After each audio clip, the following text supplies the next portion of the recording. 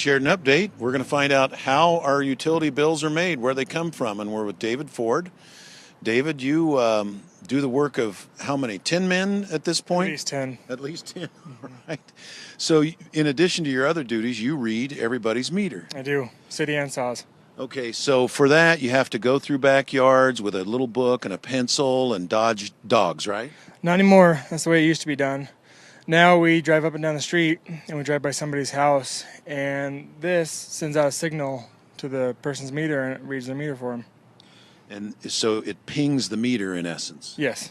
Okay, so no more carrying biscuits to get Fido away from your leg. No more. Yeah, this has been about 6 years we've had this technology, isn't it? In the working, yes. Yeah. It's been 100% this past 2 years. Okay. Well, let's take a close-up at this equipment David uses to read the meters. She's filming. So this is a vehicle transceiver unit. This sends out a signal to the radio read that's attached to your water meter. And it sends a signal back with the reading on it. Here's the laptop that when it's up and running, it shows a map of the town, and as your meter's read, I can tell which ones have been read and which ones haven't. All right, and then of course your antenna that sends out the signal to your water meter to get the reading. Okay, so we're with Christy Lee. Tell me your title, Christy. Utility Billing Coordinator. We're with Christy Lee, the Utility Billing Coordinator. And Christy, David Ford just showed us some exciting technology we've adopted within the last 6 years. And he brings the bills up to you on This jump drive. On that jump drive. And Yes. So what do you do with it then? We download the information and we generate reports. From there, we calculate and verify the charges are accurate. Anything that needs to be modified or changed, we take care of in the office. And then when it has finished all the verifying processes, we send a file to our printing source, and they put ink on paper and put it in the mail for us. Okay, now you used to print the bills right here on this bad boy. That's correct. And how much time did you spend printing bills in a given month? We would print 7 times a month for approximately 4 to 5 hours a day. Okay. Now, there's a rumor running around town. Some people are under the impression that somebody got laid off because we have the internet print our bills. Any truth to that? No, there's not any truth to that. All the processes we do to actually produce bills are the same. We're just able to generate some additional reports that we weren't able to accomplish in the past and make ourselves a little bit more useful than just watching the bills come out. Okay, and then I guess you also improved the bill itself.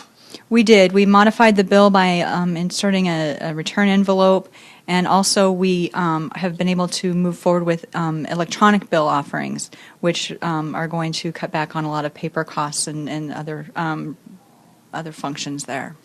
And tell me, it was a team of employees that came up with these improvements.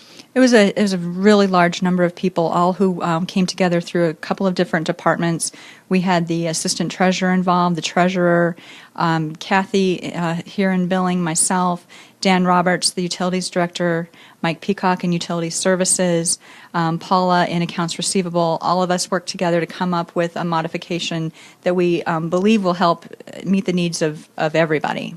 And I think we estimated we've saved not just thousands, but possibly tens of thousands of dollars for our ratepayers because of your efforts.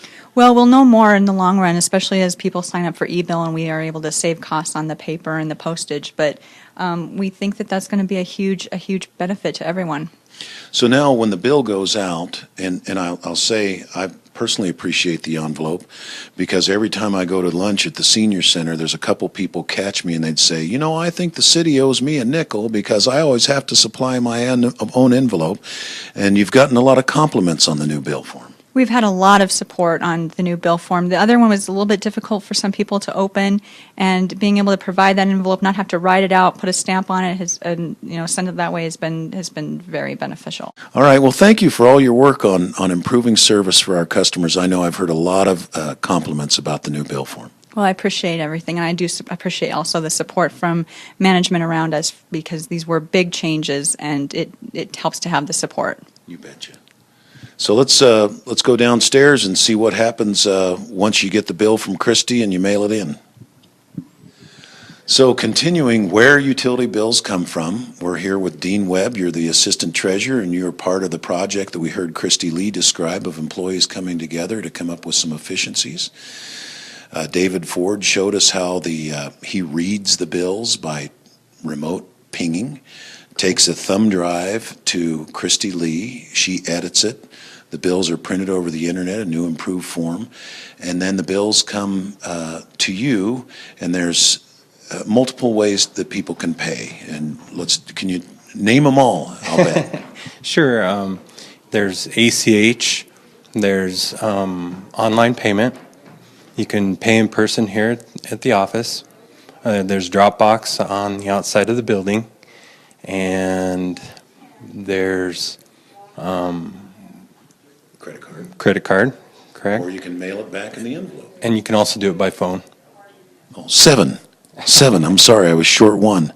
So folks have noticed that the P.O. box they mail to has changed, and that's something that came about because of the efforts of the employees working with our local bank. So what happens when people used to mail their bills in? What would happen? Well, we would receive the bills through our P.O. box when they used to mail them in that way.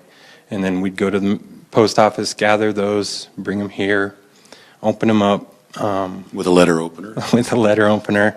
And so it was very manual and time-consuming, not very efficient. And they all had to be keyed in? Yep, manually. And then prepare a deposit slip? Yep. Okay, what happens now? So currently, when people mail their payment to the lockbox, it's through Wells Fargo locally, but it's processed in Denver. So we'll get a daily file, and we'll take that and process that daily electronically. It takes us 5 minutes. So Wells has a computer that slits it open, reads the bill, puts it into the computer, and uploads it to you? That's correct. And then the computer applies all those payments automatically? Yes, we do it as a batch payment. Pretty slick. Yeah, we could do 700-800 payments in 5 minutes. Now, as I mentioned to Christy, there's a rumor running around amongst some folks that somehow people got laid off or lost a job. Any truth to that? No, we didn't lose anybody. And so with all this extra time, you are doing what? We're focusing our efforts on other projects. Okay. So. And you were part of the team that came up with all these efficiency improvements. Yeah, I started in December, so there was some things in progress. But yeah, I was part of that, bringing that on board.